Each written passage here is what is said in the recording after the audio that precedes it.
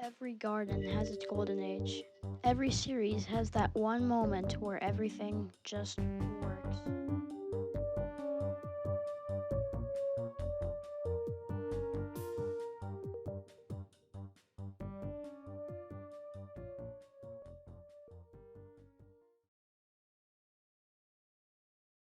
Battle for Neighborville. Battle for Neighborville. Battle for Neighborville. Battle for Neighborville. Battle for Neighborville. Battle for Neighborville. And then there's that moment when it doesn't. Battle for Neighborville, the game that was supposed to be Garden Warfare 3, but became whatever this. You know, it had potential, it had charm, but somewhere in between launch and the last update, something changed.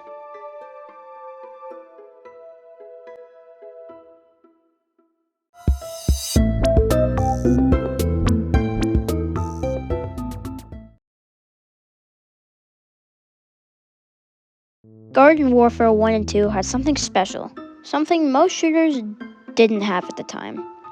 Every class just didn't have skins. They had personalities. ShadowPea, ToxicPea, AgentPea, each felt like a completely different character. They changed how they played, how they aimed, how you thought. Unlocking a new variant wasn't just a cosmetic reward. It was like unlocking an entire new plant. And that's what made Garden Warfare fun. It didn't matter if you were good or not. Every match felt different, because you could be different. But when Battle for Neighborville arrived, that variety was gone. No ShadowPea, no Power Flower, no Yeti Chomper, no Sky Trooper. No variety at all. Every character had one version, with customizable upgrades, sure. But the soul of the game, that experimental chaos, vanished. Garden Warfare 2's Backyard Battlegrounds wasn't just a menu, it was a world.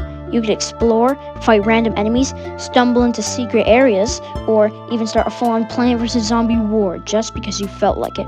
Every corner had something, hidden gnomes, collectibles, little details that made the world feel alive, minigames, quests. The devs put their minds into it. Garden Warfare 2 certainly did not just make a hub, they made an entire sandbox.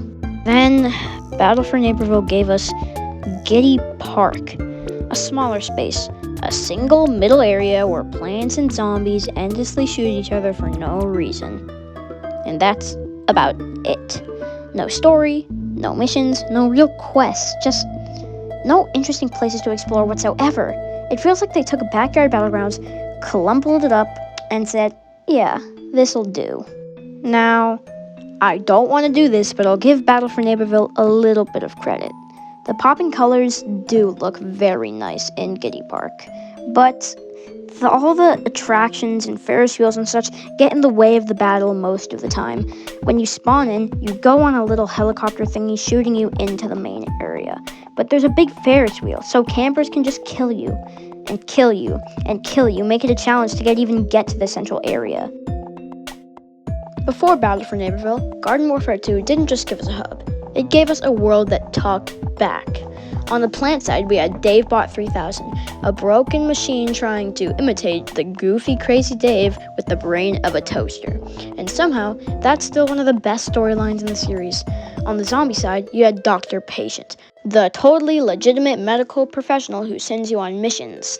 These missions weren't massive, but they were crafted beautifully. They had jokes, voice acting, structure, and a reason to keep playing even when you weren't in multiplayer.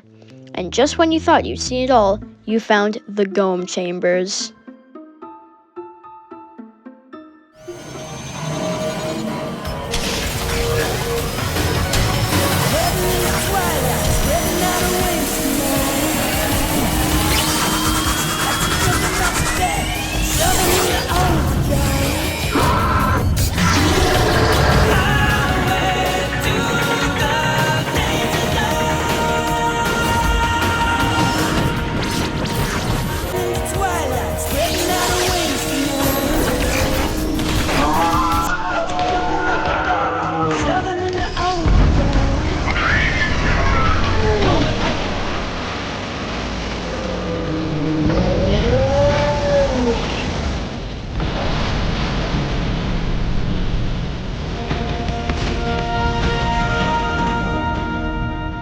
Hidden deep beneath the backyard was an entire secret world, an ancient gnome civilization built around time itself.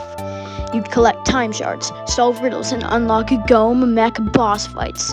Huge golden robots that could crush you in a second. And when you finally beat them, you earn keys to secret doors, hidden chests, and exclusive characters. And amazing things like that is just what Battle for Neighborville lacks. The game had basically no advertising by EA or PopCap whatsoever, and they only released a trailer the same day the game was released, so there was no hype leading up to the game. And when there was hype for the new character Iceberg Lettuce coming soon, the game stopped getting supported, and there were no updates after that, even now. And with EA Shepherd, which is a EA employee that is trying to get Garden Warfare 2 updated, that just further buries Battle for Neighborville. A game older than it that's getting updated before it can even get updated. And Battle for Neighborville stopped getting supported only a year after release. That's how bad the game was in EA and PopCap's eyes. Battle for Neighborville wasn't the worst game ever made. It was colorful and at times pretty fun, but everything Garden Warfare 2 built, it felt like watching a garden slowly lose its color and die. The crazy storylines, the hidden gnome temples, the weird humor, they weren't just side content. And when the heart stopped beating, so did the community that kept it alive. Maybe one day we'll see another Garden Warfare. One that remembers what made the world so special. One that feels alive again.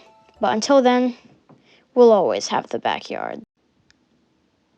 I'm Mr. ShadowPea, and remember, stay planted, stay weird, and never trust a gnome with a stopwatch eating a peanut butter sandwich at 3 a.m.